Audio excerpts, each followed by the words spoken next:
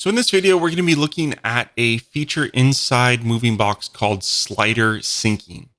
And essentially what that allows us to do is it allows us to keep multiple instances of MovingBox in sync with each other. So in this example here, I have a slider and a different instance of MovingBox below it. Now this instance below is showing 3 slides at a time, and this instance up here is only showing 1 slide.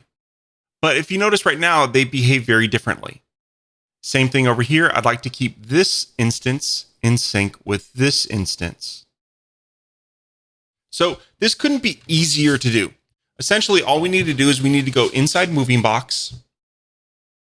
And what you do is you find the settings for slider sync. You enable that. And all you need to do is you need to give it a class. In this case, I give it a class of MB stacked. And then you go to your second instance of MovingBox, and we can go ahead and enable that. And all you need to do is make sure that that sync class is the same. So just make sure that that is the same within both sliders, and it magically will keep both of those sliders in sync. So you'll notice when I change this slider down here, that number changes as well. So they are perfectly kept in sync. Now in this second example, let's go ahead and enable slider sync. Now I have a different class than I had on the other ones. If I gave it the same class, then all of them would be kept in sync. But we don't want to do that right now. We want to keep these two separate. Now, one thing you'll notice is on this first instance, I have sync height enabled. Let me show you why that is. So in this instance here, we'll notice that now these two sliders are kept in sync. However, I wanted to make sure that the height of this slide matched the height of this entire slide. So this second instance of MovingBox that's on the right side contains 3 slides.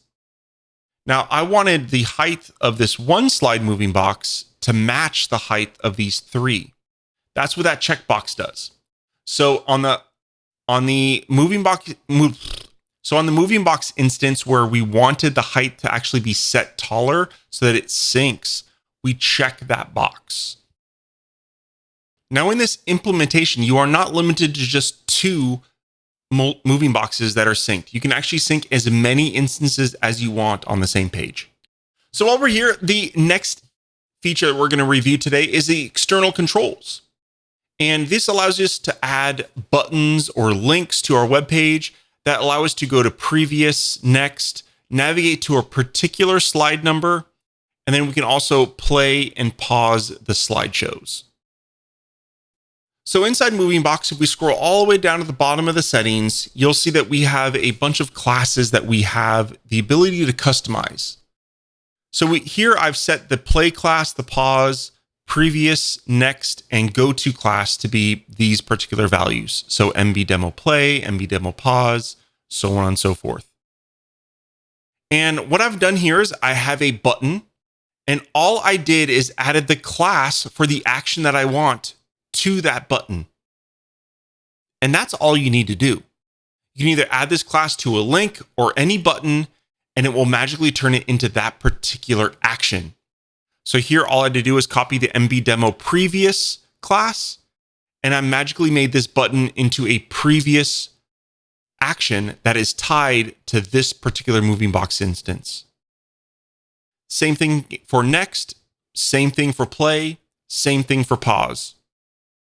Now, the one that could be a little bit different is the go-to slide number. So what we need to do is here, yes, we need to add the class, but then we also need to add a data attribute.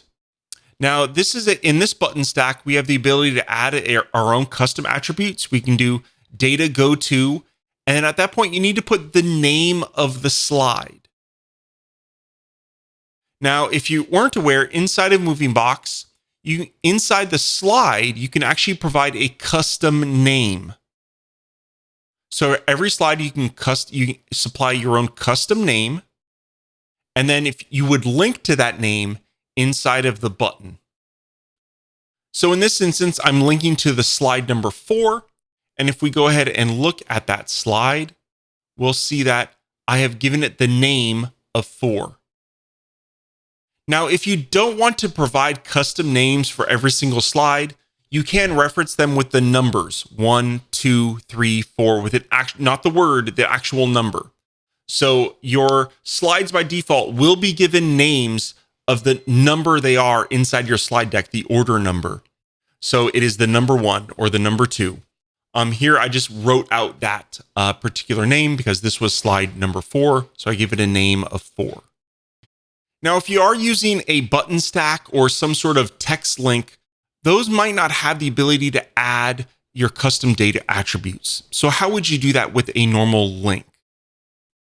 So first off, we're going to go ahead and we're going to get the class that we need. So mbdemo go-to. Let's go ahead and I'm going to edit this link and I'm going to show custom attributes. And what I'm going to do is I'm going to add a class here and I'm going to paste in that value. And then what I'm going to do is I'm going to go here and we need data go to and then 4. Okay.